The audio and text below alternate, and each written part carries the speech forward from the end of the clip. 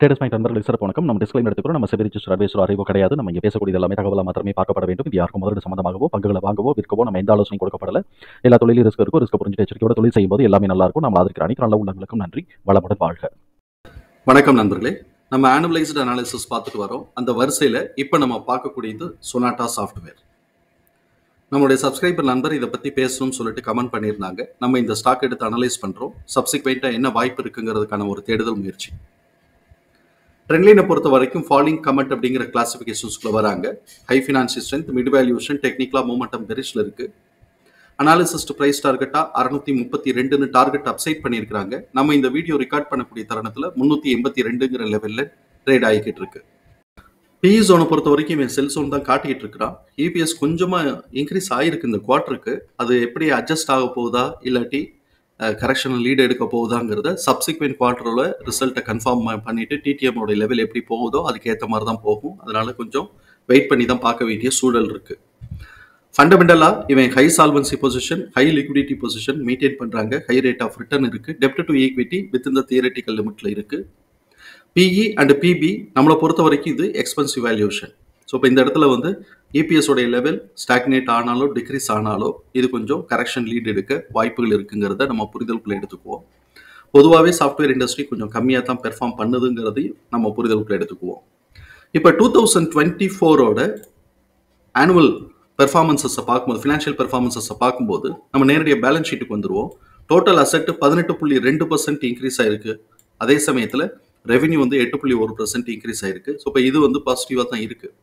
Annual ரிசல்ட்னு பார்க்கும்போது 31% net profit கம்மியாயிருச்சு. ஆனால் ரெவென்யூ 16.2% இன்க்ரீஸ் ஆயிருக்கு. ரெவென்யூ இன்க்ரீஸ் ஆயிருக்கு அப்படின்னாக்க விலையை கூட கூட்டி இருக்கலாம். அதனால நம்ம வந்து குவான்டிட்டி இன்க்ரீஸ் ஆகும்போது மாத்திரம்தான் நமக்கு வந்து அது ஒரு பெரிய பூஸ்ட் நம்ம சொல்லிக்கலாம். டிமாண்ட் இருக்கு அப்படின்னு சொல்லிக்கலாம். குவான்டிட்டி இன்க்ரீஸ் ஆகாம வெறுமன விலையை மாத்திரம் கூட்டினாங்கன்னா அதை நம்ம பெரிய லெவலில் கணக்கில் எடுத்துக்க முடியாது. இப்போ இவனுடைய நெட் ப்ராஃபிட் மார்ஜின் பார்த்தோம்னா 3.58 இருக்கு. இது போன வருஷத்தை காட்டிலும் இது ரொம்ப ரொம்ப கம்மி. ஈவன் இந்த 10 வருஷத்தை 12 வருஷத்துக்குள்ள பார்த்தோம் அப்படின்னு சொன்னா 2014 2025 10 வருஷத்துல பார்த்தோம்னா இப்போ இந்த 2024 எடுத்த இபிஎஸ் தான் 2024 எடுத்த நெட் ப்ராஃபிட் மார்ஜின் தான் இருக்கிறதுலே ரொம்ப கம்மியா இருக்கு அப்படிங்கிறதையும் நம்ம புரிதலுக்குள்ள வச்சுக்குவோம். இந்த சூழல்ல இபிஎஸ் வந்து 11 வந்திருக்கு. இது வந்து போன தடவையை காட்டிலும் கம்மி தான், டிகிரிஸ் ட்ரெண்டு. ஸோ டவுன் ட்ரெண்டுக்கு அடிச்சு விட்டாங்க. இப்போ இவங்க வந்து எக்ஸ்பர்ட் எஸ்டிமேஷன் பார்த்தோம் அப்படின்னு சொன்னோம்னாக்க 36% அவங்க ஹையாகிறது க்ரோத்துக்கான வாய்ப்பு இருக்கு அப்படின்னு எதிர்பார்க்குறாங்க.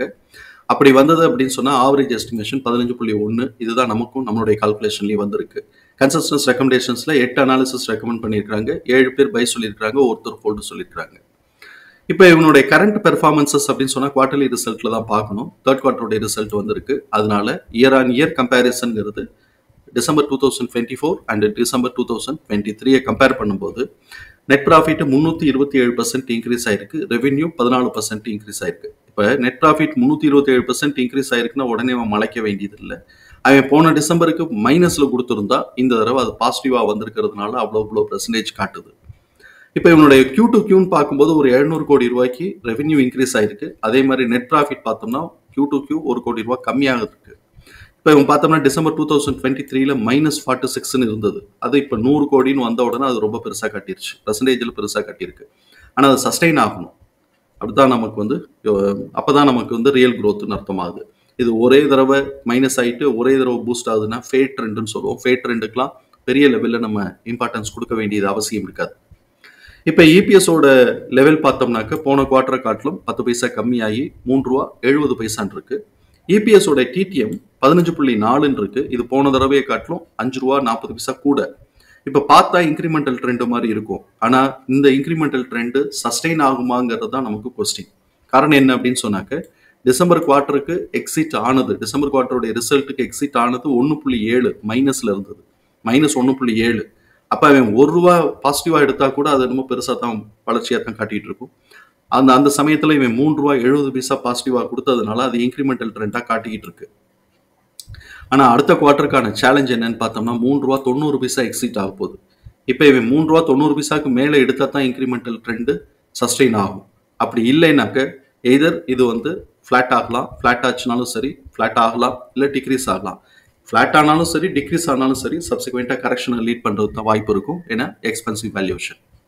இப்படிப்பட்ட இந்த சூழல்ல எம்எஃப் தன்னுடைய ஹோல்டிங்ல இருந்து 0.89% இன்க்ரீஸ் பண்ணி வச்சிருக்காங்க. எஃப்ஐஎஸ் தன்னோட ஹோல்டிங்ல இருந்து 0.16% இன்க்ரீஸ் பண்ணி வச்சிருக்காங்க. இந்த எம்எஃப் அண்ட் எஃப்ஐஎஸ் ஓட ஹோல்டிங் பார்த்தோம் அப்படின்னு சொன்னோம்னாக்க, எப்பையில இருந்து நம்ம பார்க்குறோம், இவன் வந்து கீழே இறக்கி விட்டது வந்து டிசம்பர் 2023ல வந்து கீழே இறக்கி விட்டான். அதுக்கு அடுத்ததுல இருந்து கொஞ்சம் கொஞ்சமா இன்க்ரீஸ் ட்ரெண்ட்ல இருந்தது. இந்த குவார்ட்டருக்கு திடீர்னு அப்படியே கீழே இறங்கிருச்சு. இந்த குவார்ட்டர் முடிஞ்ச உடனே இன்க்ரிமெண்டல் ட்ரெண்ட்ல இருந்தது. அதாவது போன குவார்ட்டர்ல 2.69% இன்க்ரீஸ் பண்ணி வச்சிருந்தவன் இந்த குவார்ட்டருக்கு பார்த்தோம் அப்படின்னு சொன்னோம்னாக்க 89% தான் இன்க்ரீஸ் பண்றான். அப்ப அவன் டவுட் பண்றான்னு அர்த்தம். லிட்டரலா பார்க்கும்போது இவனும் வாங்கியிருக்கிறான், அதனால பை மோடுன்னு தெரிஞ்சு போயிடும். ஆனா இவன் வாங்கியிருக்கக்கூடிய ட்ரெண்டை நம்ம பார்த்தோம் அப்படின்னு சொன்னா அது இந்த குவார்ட்டருக்கு டிக்ரீஸ் ஆகுது. ஆனா எஃப்ஐஎஸோட ட்ரெண்ட் பார்த்தோம்னா இன்க்ரீஸ் ஆகுது. அவன் 0.16% இன்க்ரீஸ் பண்ணி வச்சிருக்கான். போன தடவை 0.28% வந்து அவன் வந்து டிக்ரீஸ் பண்ணி வச்சிருந்ததை இப்போ மேக்கப் பண்ணியிருக்கிறான் அப்படிங்கிறது தான் ஒரு இது. ஆனால் இது சஸ்டெயின் ஆகுமா அப்படிங்கிறது நம்ம யோசனைக்குரியது. இங்கே இருக்கக்கூடிய ஏபிஎஸ் தகவல்கள் எல்லாத்தையும் தூக்கி நம்மளோட எக்ஸல் ஃபார்மேட்டில் நம்ம போட்டோம். நம்ம எக்ஸல் ஃபார்மேட்டில் நம்ம கவனிக்க வேண்டியது புக் வேல்யூ 53 ரூபா 50 பைசா, ஃபேர் ப்ரைஸ் 135 ரூபா, கரண்ட் ப்ரைஸ் வந்து 382 இருக்கு, fair price current price ratio 2.8 இருக்கு. 1.5க்கு வந்தாலும் ஆச்சரியப்படுறதுக்கு இல்லை, ஏன்னா எக்ஸ்பென்சிவ் வேல்யூவேஷன். குமுலேட்டிவ் இபிஎஸ் 11.3 இருக்கு. இது போன வருஷம் அவன் எடுத்த ஆனுவலைஸ்டா எடுத்த இபிஎஸ் 11ங்கிறத காட்டிலும் 30 பைசா இப்போ கூட வந்துருச்சு. சப்சிக்வெண்டா இதோடைய ஆவரேஜ் இபிஎஸ் பார்த்தோம்னா 3.7 இருக்கு. அதே மாதிரி இபிஎஸ் ஓட டிடிஎம் பார்த்தோம்னா 15.2 இருக்கு. அதோட ஆவரேஜ் 3.8. அப்ப நெக்ஸ்ட் குவார்ட்டருக்கான ஆவரேஜ் எஸ்டிமேட்டட் இபிஎஸ்ங்கிறது 3.7ல இருந்து 3.8 அப்படிங்கிற ரேஞ்ச் கிடைக்குது. அதே சமயத்தில் நம்ம கவனிக்க வேண்டியது 3.9 எக்ஸிட் ஆக போகுது. ஸோ இப்போ ஆவரேஜ் அதை காட்டிலும் கீழே இருக்கு அப்படிங்கிறதுனால இது வந்து மேலே ஏறுமா அப்படிங்கிறது கொஞ்சம் சந்தேகம் ஒன்று. அதே சமயத்தில் மேலே ஒரு சின்ன ஒரு அப்சைட் கொடுத்துட்டு வரலாம். என்ன காரணம் அப்படின்னு சொன்னாக்க, போன வருஷத்தோட ஆனுவல் இபிஎஸ் உடைய லெவலில் இந்த இதில் ஆவரேஜ் எடுத்தாலே, இவன் ஆவரேஜ் இபிஎஸ் எடுத்தாலே, எஸ்டிமேஷன் எடுத்தாலே இவன் 15 வருவான்.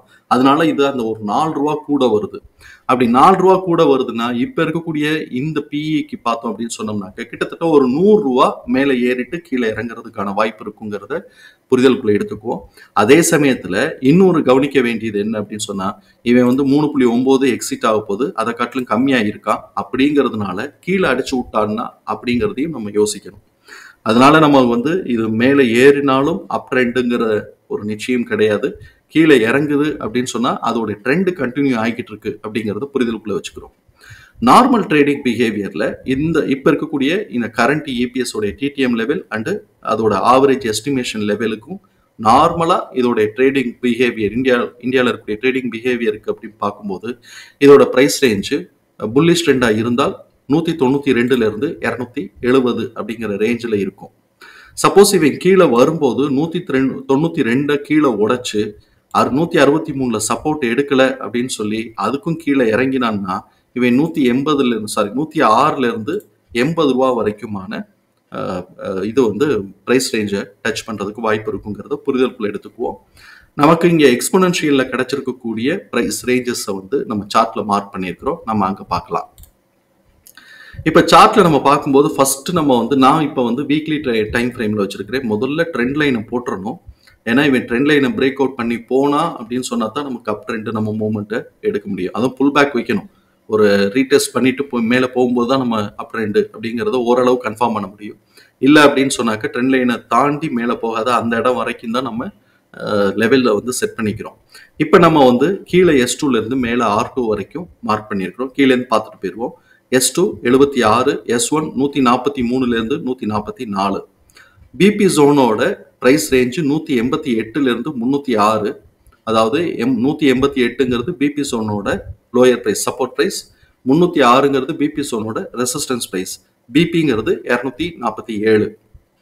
இப்ப இவன் வந்து இதுக்கு மேல தான் ட்ரேட் ஆகிட்டு இருக்கிறான். பிபிக்கு மேல பார்க்கும்போது R1 379ல இருந்து 380. இவன் இப்ப இந்த ரேஞ்சுக்குள்ளதான் சுத்திக்கிட்டு இருக்கிறான். இப்படியே மேல போறான் அப்படின்னு சொன்னோம்னாக்க நம்ம எதிர்பார்க்கக்கூடியது ஃபர்ஸ்ட் ரெசிஸ்டன்ஸா நம்ம எதிர்பார்க்கிறது R1க்கும் R2க்கும் நடுவில் இருக்கக்கூடிய மிட் பாயிண்ட் 463ல இருந்து 464. அதை உடைச்சு போனான்னா R2 559ல இருந்து 560. இது இப்ப பார்த்தோம்னா அந்த ட்ரெண்ட் லைனை முட்டிக்கிட்டு நிற்கும். இது ஒரு ஆப்பர்ச்சுனிட்டி.